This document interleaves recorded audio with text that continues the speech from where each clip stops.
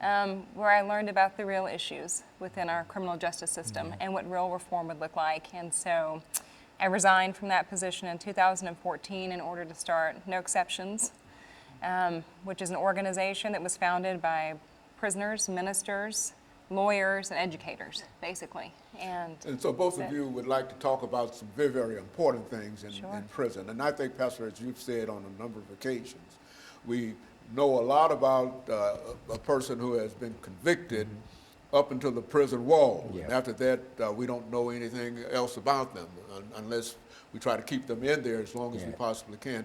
And so what we'd like to do today, over the next minute and a half that we have in this segment, is to start talking about some of the issues dealing with being incarcerated. Okay. Well, you know, like I said, as an ex-offender, having spent 5 years of my life incarcerated in the Tennessee State prison system, you know, I can truthfully say that I've experienced slavery, because slavery is legal in the prison system. And they make it legal, they give you a job and they'll pay you 13, 14, 15 cents an hour. You know, way, way, way below minimum wage for anybody. And, you know, and you're at their beck and call for whatever it is they want you to do. And I've experienced that, having been incarcerated. And it's an issue. And it's long been an issue. It's been legislated into this country, into our Constitution here. Because, you know, slavery, of course, was abolished. But at the same time, it still lives on in the prison system, because slavery is legal when someone commits a crime. You know, now I agree that people that commit crimes should be punished. When I was a criminal, I committed crimes, I should have been punished. Okay, and so what we'll do, we'll take our first commercial break, and then we'll come back and we'll allow Reverend Alexander to talk about some of the jobs and some of the ways that the money is distributed among prisoners in the system. And we'll be back with our audience following this very, very short commercial break.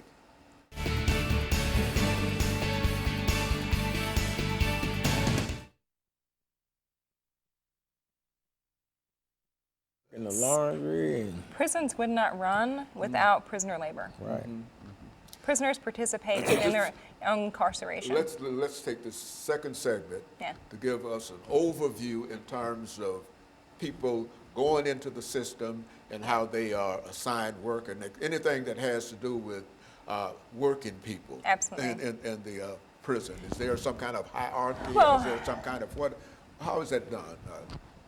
Do you take an examination to determine where your skills are best, et cetera? There are different tests required for different sorts of jobs. You know, there are requirements, different skill levels, different abilities. But we can relate that directly to what Pastor Walker was saying about slavery. Okay. And so I think there's a tie-in there. Okay, so when we come back, we're going to start with you. Okay. And that's what I wanted to do, to give you this part of this 8-minute segment. Okay. To talk about some of the economics of the prison system and why we can consider it to be a continuation of slavery, you see. And I think when you say that they're paid, what, 13 cents an hour? Yeah. 15 Yeah, cents, between 13 and 50 cents an hour is the average in Tennessee, but that's not even required.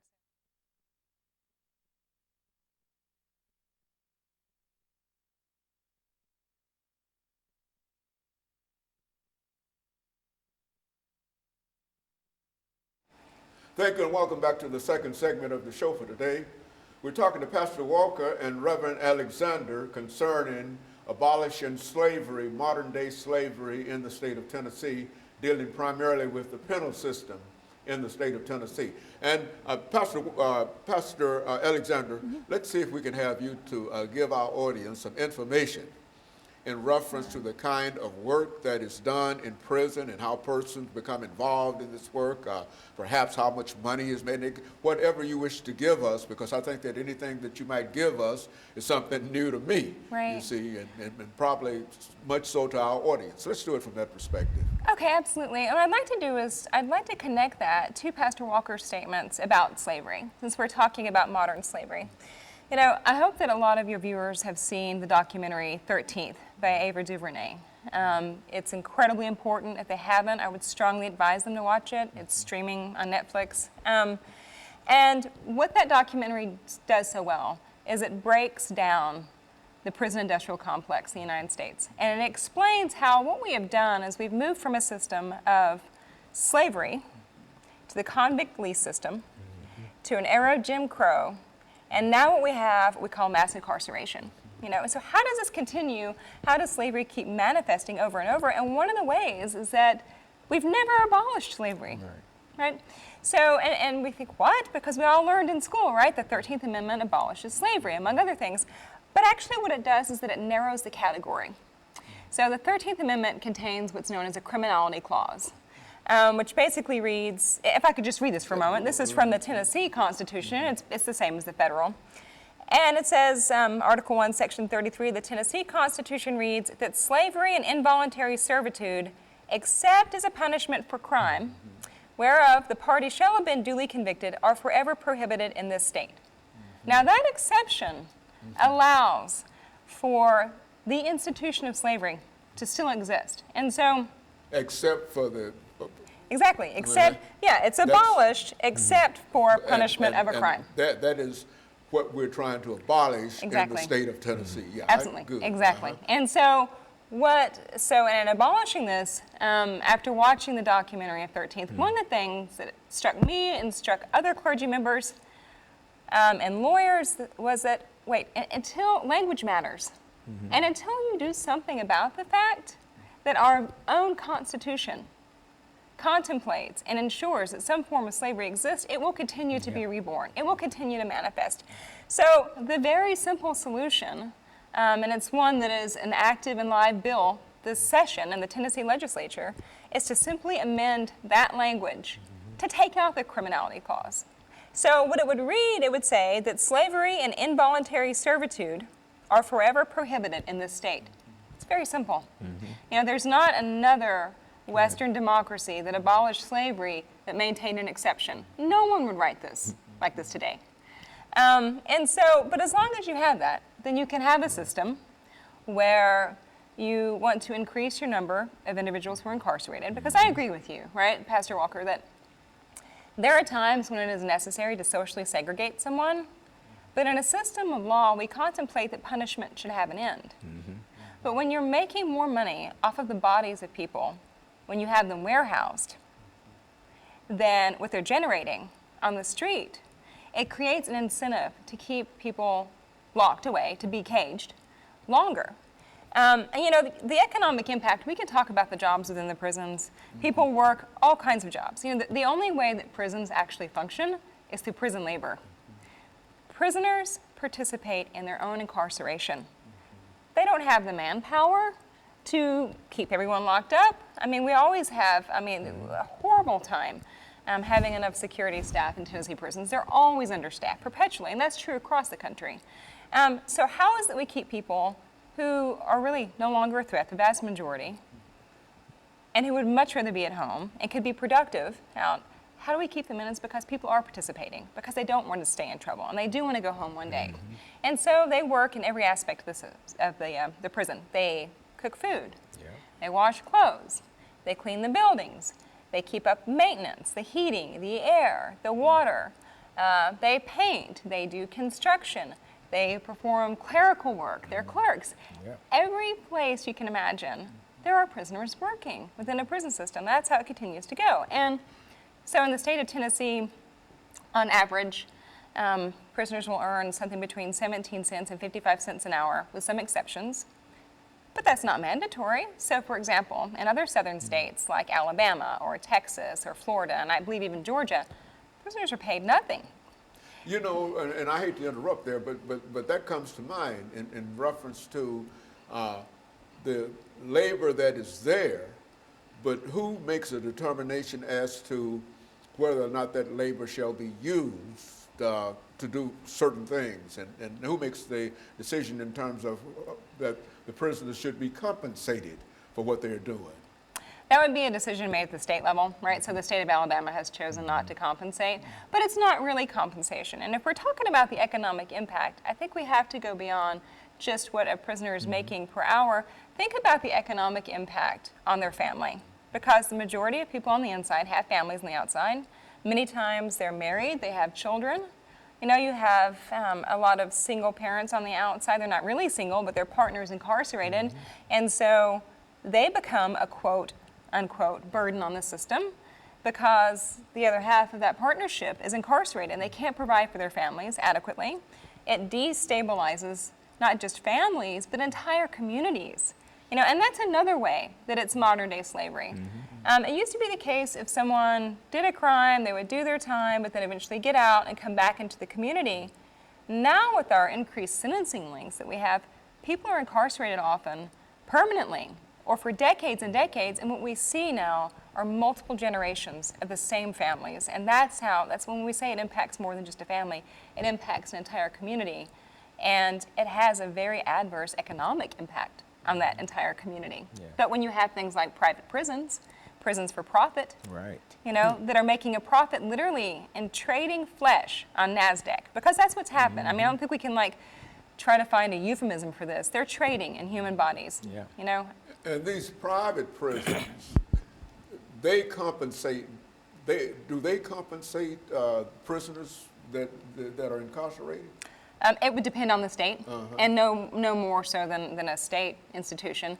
But I mean, think about the economic impact of that. They're making money, right? Who do they owe a fiduciary duty to? Not you or me or the community, to their shareholders. Okay, so what we're going to do, we're That's going who's making to money. take this second commercial break, and we'll be back with our audience following this very, very short commercial break.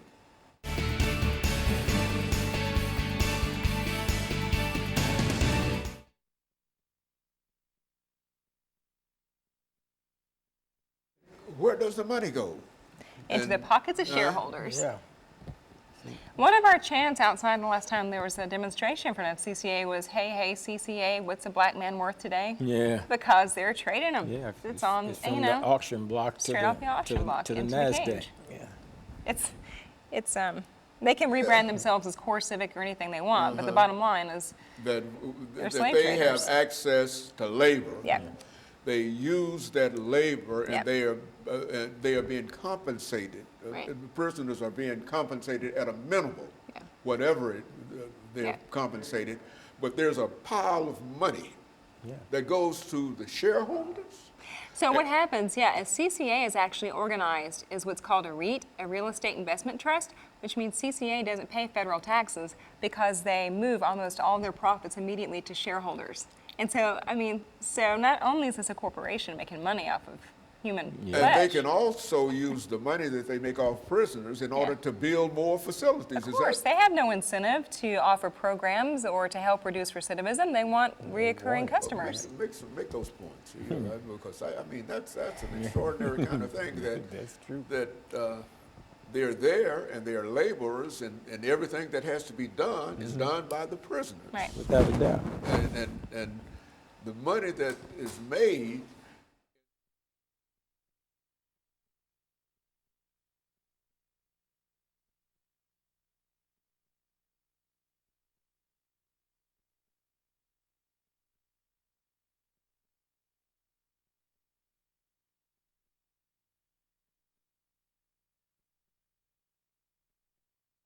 Thank you and welcome back to the final segment of the show for today. We're talking to Pastor Walker and Reverend Alexander in reference to abolishing slavery in the penal system in the state of Tennessee. And of course, Pastor Walker, let's see if we can start off with you by having you to give us some information in reference to how this money flows, and I mean where it starts and labor.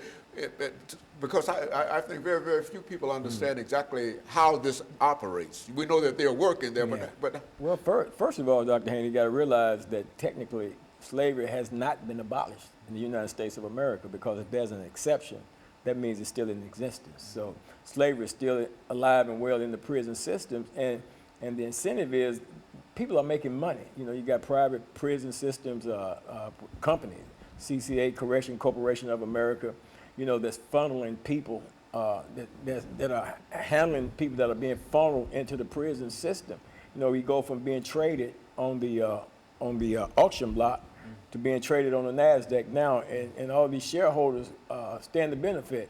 You know, you have to ask yourself a question: who are the shareholders? You know, are the shareholders some of our attorneys or our lawyers or our prosecutors, our judges, or the like. You know, some of the shareholders, our legislatures. You know, in the Congress and the House of Representatives and the Senate.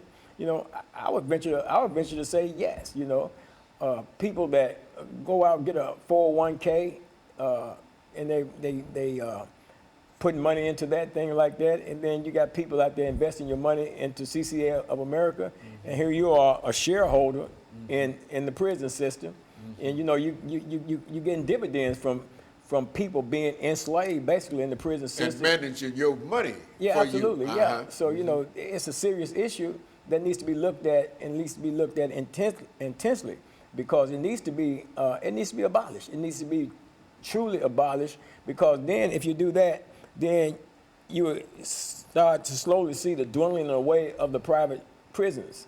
You start because there will be no longer any real incentive for them to continue to build these private prison systems because you know there would be no slavery. You know that net will be gone from them. So and then it would also diminish the school to prison pipeline. You know all these things are set up by design. You know you've got stories where you got judges that have been tried and convicted for selling people into the prison system because there were shareholders in these private prison companies and stuff like that.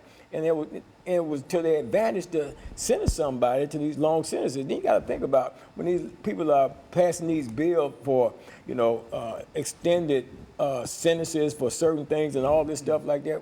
What's really behind that? What's the driving force? Is it because crime is running so rampant, or is it because there's an economical advantage to doing something like that? I would venture to say it's economics. Yeah, I mean, I think it definitely is economics. And I think that there's a point that's really important to make here, and that is, so this bill that we talked about that's live in the session, the sponsor for this bill in the House is Representative Joe Towns out of Memphis, who's just a tremendous asset, I think, to our General Assembly. And this is a great bill that he's sponsoring. And one objection may be, well, wait a minute, if we amend this in the Tennessee Constitution, does that mean we close all the prisons and everybody just leaves? No, because Article 1, Section 32 of the Tennessee Constitution allows for the creation and maintenance of safe and humane prisons in the state of Tennessee. Now, what I would argue, and I'm sure Pastor Walker would argue, is that they are neither safe nor humane, but what this does mean is that if Representative Towns' bill passes, prisoners will still be prisoners, but by God, they won't be slaves. You know, and I think from a faith perspective and from a political perspective, regardless of what side of the aisle someone sits on, slavery is simply indefensible in this state. And in any state what in the about, country. Is there some kind of mass movement that is underway in reference to trying to deal with this as a problem? And I think you mentioned the fact that some states compensate prisoners and some states don't, and et cetera.